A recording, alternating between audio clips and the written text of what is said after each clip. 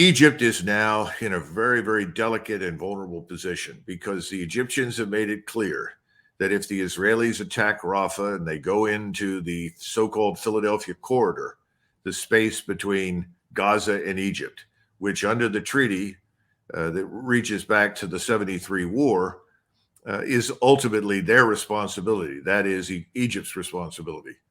If that is somehow or another violated by the Israelis, technically that's regarded as an act of war. On the other hand, the Egyptian spokesman and the foreign ministry have come out and said, well, we haven't said we'll go to war.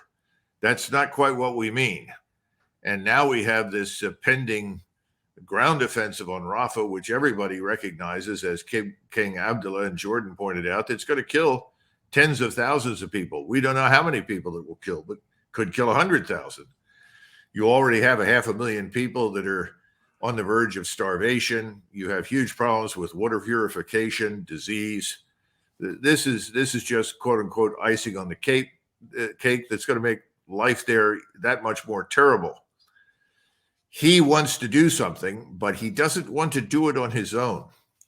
And I'm quite certain that he and President Erdogan spoke about this in great detail.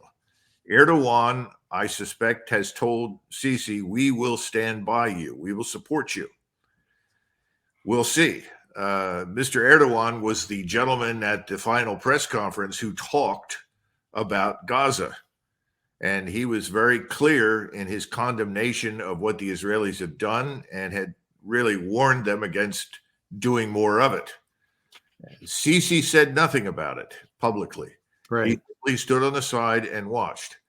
So remember, Turkey is the de facto leader of the Sunni Muslim world in military terms and increasingly in political terms.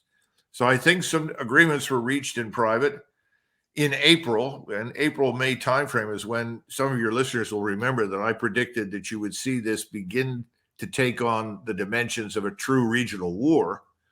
Sisi and Erdogan will meet in Turkey. We'll see where we are then.